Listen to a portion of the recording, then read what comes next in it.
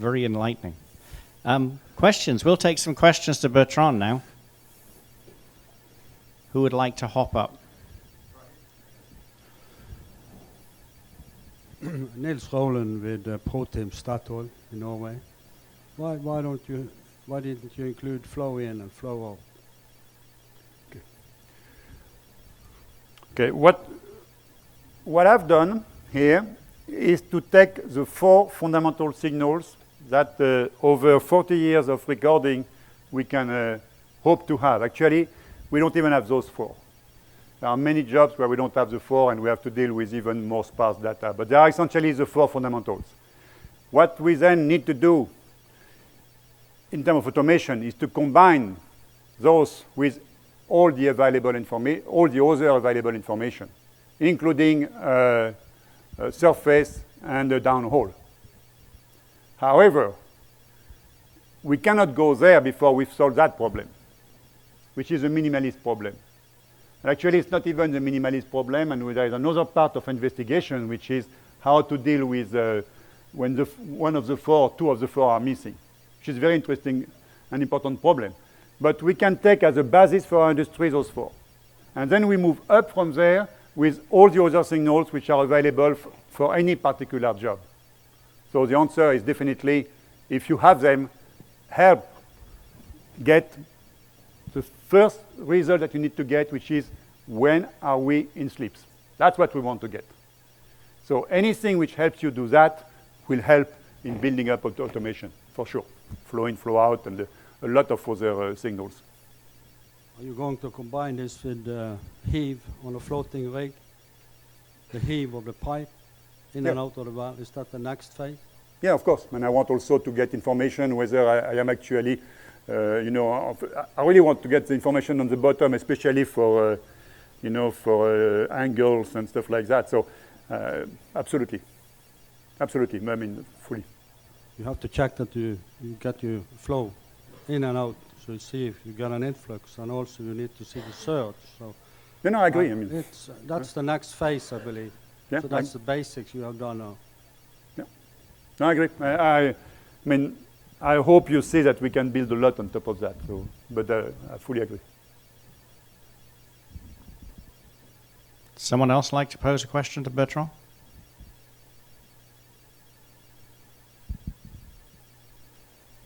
Tim Morning with Marine Cybernetics. What parallels exist or do you see between what you're trying to do here and what may have already been accomplished in autopilots and avionics and fly-by-wire?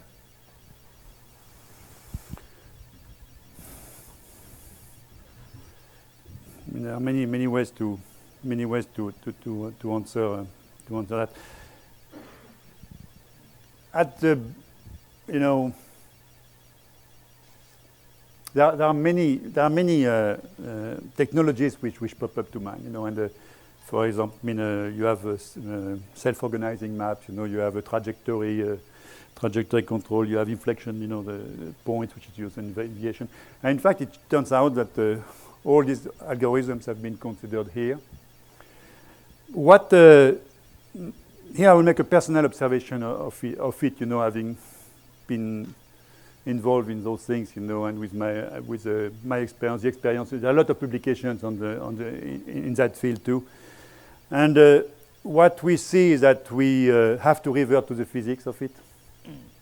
We have to the signal processing is very much associated with the physics of drilling, and not with the physics of avionics. And that's really that will be really my fundamental answer. Is that this is physics.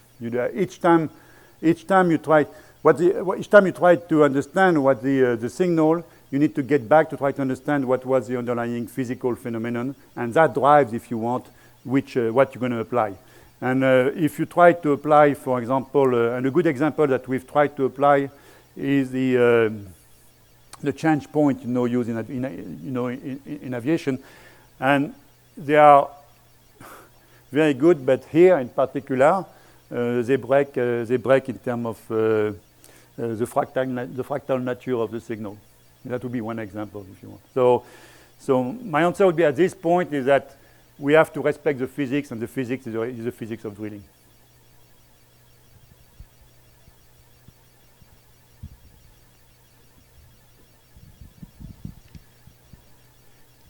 The brain is pretty good at accepting incomplete information and or partial information. So we have a hook load with 100,000 pounds on it. It's fairly easy to know if we're in slips, but if we have 3 singles of heavyweight, we don't know. But the driller can make adjustments as we go. Do you see these systems beginning to deal with this amount of uncertainty, correct that uncertainty as more data is available? And how does that fit together in the human brain and the computer? So the answer is yes. And the answer is no to your view of it that you've published. Is that you published, if you've read that, you published that you saw that we could build an ontology of things that can go wrong. I don't believe that. I think we can build a lot and try to understand a lot of the things that can go wrong, but not everything, and we need to have systems which need to be able to recover in very uncertain situations. Which means that when the system, and by the way, these stochastic grammars are very good at that. If you don't, then we go into the techniques of it, VTOB and everything. But what happens is that, we try to understand what's going on in context, So we look at everything which has happened, and we say, that's what's most likely. But very often, things break down. We cannot reach a conclusion. And at that point, we cannot say, let's stop all the operations. So we need to have systems which can recover, saying, well, we really don't know, but let's see really what we were thinking before and if we were on the wrong path. And come back and always recover even from the most uncertain situation without even knowing or deciding what those uncertain situations were. And that's why I don't think we can build ontologies of errors and uncertainty in their totality. We can do that. We have to do that to the biggest extent. But then we need to have systems which are capable of doing what the human brain says, I'm lost, but I'm going to find a way out of this jungle. And that does that.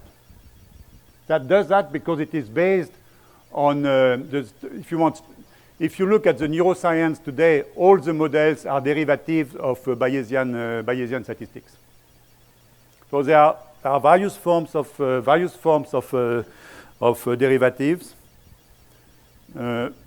All the forms which can work here are very complex. They are hierarchical, they have a lot of components, but mathematically they are equivalent to the technologies used there. And whether that technology or another, we at least the consensus today is that this is the kind of computation we have to make. So the answer to that is to say, to your question is to say, yes, I think we can do a lot. But we need to be aware of doing it, that our systems themselves have to have the power of recovering from bad situations. Bertrand, we appreciate your challenge to try to do your analysis with what you consider to be the 4 fundamental effects in this. And I think I go back to your point, and again to Fred's, is that is there a reason why you did not use more of the variables that we are often exposed to on a drilling rig? Yeah, I think we have to, because we have a lot of automation has also to do with cases, with case matching, with data mining and others. So we have to mine 40 years of history. And on the 40 years of history, the common denominator, and not that, by the way, but I would let's say the most hopeful common denominator are those 4 curves. So I take them as a common denominator. We need to be able to manage them. And then we grow from there. Because we have 40 years of the history of the oil industry, which is in those 4 curves. So we got to get that straight. And our challenge, of course, is to use all the other channels, to use all the other knowledge.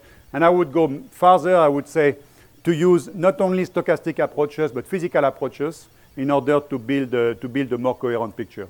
So I'm with you guys. I mean, I hope the next presentation will be how do we use, other channels, subsurface channels, in order to do a better job. This is an easy job. I mean, that gets much tougher than that. So that looks pretty good, but I can show you some that don't look good, and we'll have to learn how to make to make them look good. Yeah, Bertrand, John Thorogood. Very interesting presentation. Going back a couple of questions, I suppose interpreting in the aerospace side what is going on in an aeroplane against what you've done is probably working out from a black box flight recorder what the aeroplane was doing from a very restricted number of channels on the flight recorder. Now, my question then is, in 4 minutes and 23 seconds, three crew members with 20,000 hours of flying experience couldn't work out what was happening in an automated Airbus before it hit the South Atlantic. And I'm just wondering, when you get a lot of channels and some of the channels start being erroneous, how robust do you think your systems are going to be when you start adding a lot more data into it? As I say, I'm curious and I'm encouraged by what you're doing, but I see that where you look at the really complicated examples in aerospace, we may be setting ourselves up for some very major challenges. I've looked at in depth into the Airbus situation because I asked myself exactly the same questions. Okay. If I would, so I have to be very careful about what I'm saying here.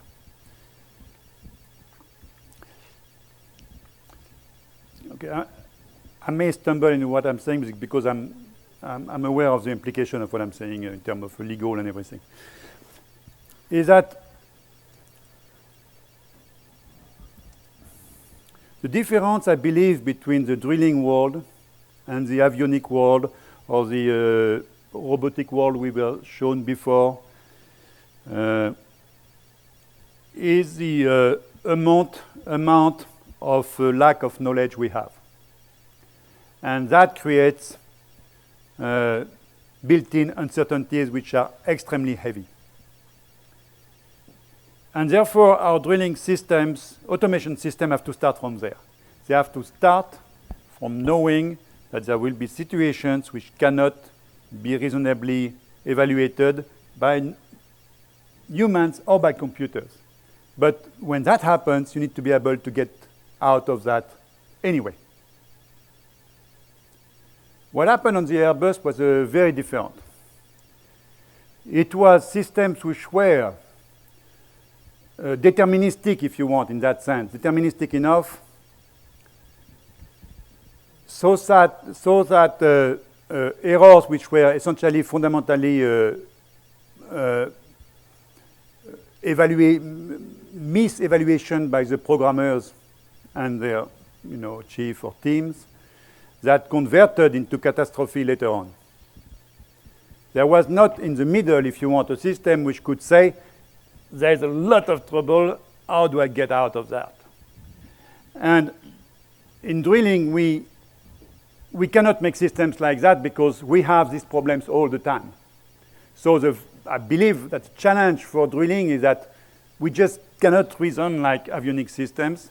We have to reason from the start, knowing that we'll never have enough knowledge. I don't run avionics and others, so I don't know how they can solve the problem or address it. But what I know for sure, the problem they met is one that they don't obviously meet very often, but that's one that we meet every day. So we need to address it, head on.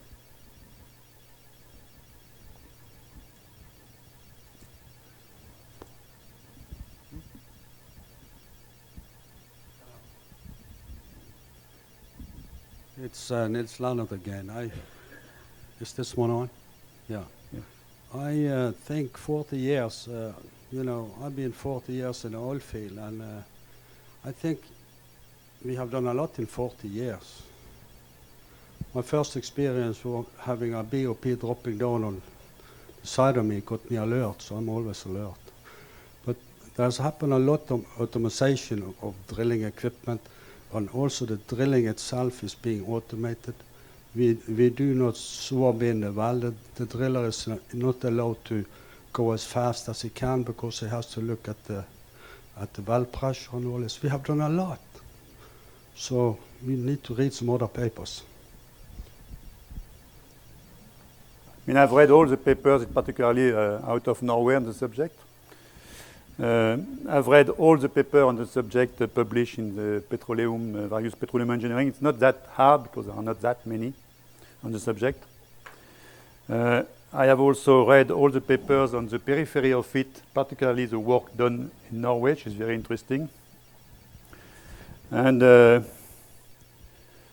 I also were privy to look at the systems which had been implemented in that domain.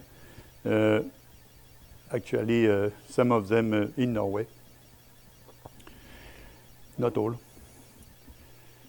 And when that effort started, 10 years ago, it took a long time, and I would say there are a lot of research groups working on the subject.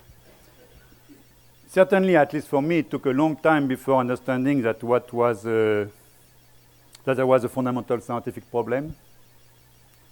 That the difficulty we were finding in all these experiments and works around this domain were not due by our inability to apply technology, but our inability to understand the fundamental of the science. And that's what I try to solve. Now I acknowledge that it may take some time for that appreciation to become wide, but I hope that today I helped see that. Bertrand, excellent presentation, great answers. Thank you very much.